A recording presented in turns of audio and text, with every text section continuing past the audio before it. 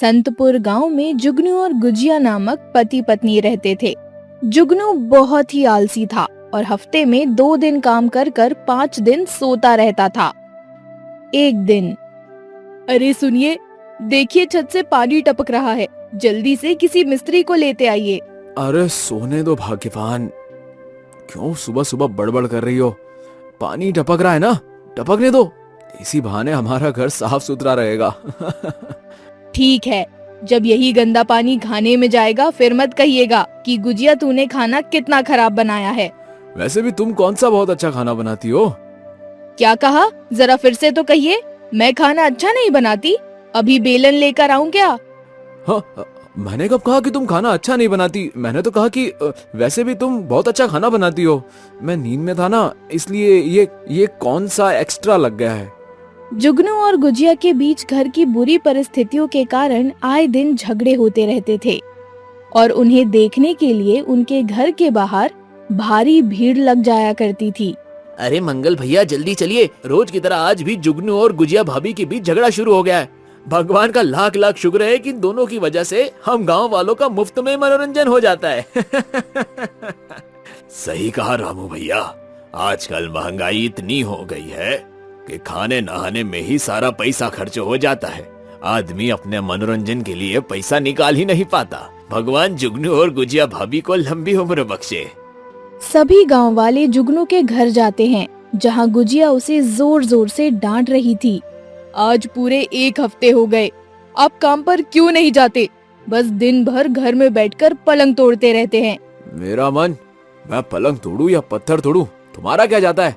ये तुम्हारे बाप का पलंग है। हाँ, ये मेरे बाप का पलंग है, दहेज में आपको दिया था, भूल गए क्या? जुगनू ध्यान से पलंग को देखते हुए बोला। अच्छा, तो किसने बोला था पलंग देने को? ना वो मुझे पलंग देते और ना मैं उसे तोड़ता। वाह वाह वाह वाह, एक तो चोरी, ऊपर से सीना जोरी। वो तो कुछ नहीं देने वाले थे, आपने ही बड़ी बड़ी डिमांड रखी थी। कूलर, फ्रिज, सोना चांदी सब तो खा गए, बस ये पलंग बाकी है, इसे तो मैं हरगिज नहीं बेचने दूंगी।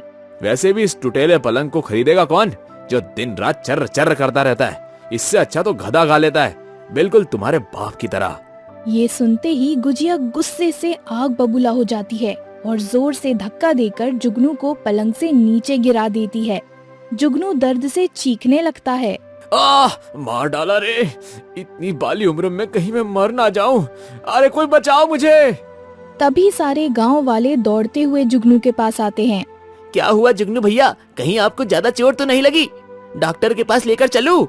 मुझे ऐसी जगह चोट लगी है रामू, जिसका इलाज डॉक्टर तो क्या, दुनिया में किसी वैद्य के पास नहीं है। दिल पर लगी है चोट, दिल पर। गुजिया गुस्से से बोली, इससे पहले कि मैं आपकी दिल की चोट दिमाग तक पहुंचा दूं, निकल जाइए मेरे घर से। याद है ना, ये घर भी मेरे पिताजी ने ही आपको दिया है। जुगनू दर्द से करहाते हुए घर से निकल जाता है और जंगल में एक कद्दू के पेड़ के नीचे सो जाता है। तभी उसके ऊपर एक बड़ा सा कद्दू टूटकर गिर जाता है। मार डाला रे, ये कद्दू भी मुझे चैन से सोने नहीं देता। कहीं इसके अंदर भी गुजिया की आत्मा तो नहीं बस गई है? गुजिया को तो मैंने छोड़ दिया, लेकिन इस गुजिया की आत्मा को नहीं छोड़ूंगा। अभी इसको सबक सिखाता हूँ। जुगनू वो कद्दू जैसे ही एक पत्थर पर फेंकने वाला होता है, तभी उसकी नजर उस कद्दू पर पड़ती है, जिस पर हनुमान जी की आकृति बनी होती है। जय बजरंगबली, ये तो चमत्कार हो गया। कद्दू में हनुमान जी, लगता है बीवी के अत्याचारों से त्रस्त मुझ मासूम पर भगवान ने कृपा की है। जय हो भगवान, जय हो। तभी जुगनू को एक आइडिया आता है और वो उस कद्दू को हनुमान जी का अवतार बता भगवा कपड़े पहन कद्दू वाले बाबा के नाम से सारे गांव में फेमस हो जाता है और उसके घर दिन रात भक्तों की लाइन लगी रहती है। जय हो कद्दू वाले बाबा, स्वामी जय कद्दू वाले बाबा। मेरे घर में छाई गरीबी, मेरी बात सुनती नहीं मेरी बीवी। खुलवा दो मेरा ढाबा, जय कद्दू वाले बाबा। बस बस शांत हो जाओ वत्स, कद्दू वाले बाबा तुम पर प्रसन्न हुए, जाओ एक पराठे में छेद करके उसे लॉकेट की तरह गले में लटका लो। 2 दिनों के अंदर तुम्हारा कबाब पराठा का ढाबा खुल जाएगा, लेकिन उससे पहले 1000 चंदा इधर दान पेटी में डालते जाओ। तभी मंगल को धक्का देकर रामू अपनी पत्नी के साथ कद्दू वाले बाबा के पास जाकर रोते हुए बोला, बाबा हमारी शादी करा दो। 10 साल हो गए हैं बाबा, लेकिन हमको अभी तक कोई लल्ला या लल्ली नहीं हुई। कोई उपाय बताइए बाबा। बस इतनी सी बात, तुम चिंता मत करो, हनुमान जी की कृपा से कद्दू वाले बाबा सब ठीक कर देंगे। तुम रोज रात अपने बिस्तर पर एक गुड्डा और गुड़िया लेकर सोया करो, जल्दी तुम्हारा सारा घर किलकारियों से गूंज उठेगा। आपका बहुत बहुत धन्यवाद बाबा। बोलो कद्दू वाले बाबा की जय, कद्दू वाले बाबा की जय। ये 2000 रुपए लीजिए बाबा। लल्ला होने के बाद मैं आपको 5 किलो लड्डू का भोग लगाऊंगा, ठीक है? धीरे धीरे कद्दू वाले बाबा की प्रसिद्धि और समृद्धि दिनों दिन बढ़ने लगी और उनके यहाँ लोग दूर दूर से आने लगे। गुजिया ये देख बहुत खुश थी कि उसके पति के ऊपर हनुमान जी की कृपा है। एक दिन, सुनिए कद्दू वाले बाबा, मेरे पिताजी की तबीयत बहुत खराब है, उनको ठीक करने की कोई जड़ी बूटी बताइए ना। तुम्हारे पिताजी अब बूढ़े हो गए हैं कन्या, उन्हें मत रोको, उन्हें नर्क मेरा मतलब है स्वर्ग जाने दो। जो व्यक्ति अपने दामादों को बहुत सताते हैं वो इसी तरह कुत्ते की मेरा मतलब है गधे मेरा मतलब है बीमार होकर आराम से मरते हैं। सुनिए मेरे प्यारे पति देव, अब तो आप हनुमान जी की कृपा से कद्दू वाले बाबा बन गए हैं। अब तो आपको पैसे आदि की कोई जरूरत नहीं होगी, क्योंकि जिसे साक्षात भगवान मिल जाते हैं फिर उसकी सारी इच्छाएं खत्म हो जाती हैं।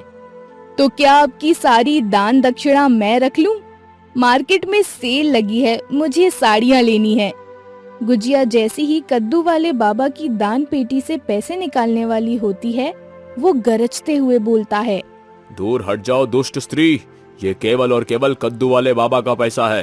तुम्हारी हिम्मत कैसे हुई इसे छूने की? पहले जाओ हमारे पांव दबाओ, तब मैं तुम्हें कुछ देने की सोचूंगा। ठीक है बाबा, जैसा आप कहें। चलिए मेरे पलंग पर सो जाइए, वो मेरे पिताजी ने दहेज में। बस वो सब कहानी बाद में, अभी जो बोला है करने को वो करो। धीरे धीरे कई दिन बीत जाते हैं। कद्दू वाले बाबा की कोई भी बात और भविष्यवाणी सच ना होने के कारण गांव वालों को उन पर शक होने लगता है। सुनिए बाबा, आपने कहा था पराठे को लॉकेट की तरह गले में लटकाने से 2 दिन में मेरा कबाब पराठा ढाबा खुल जाएगा। आज पूरे 2 महीना हो गया, लेकिन ढाबा तो छोड़िए, एक ठेला तक नहीं लगा पाए।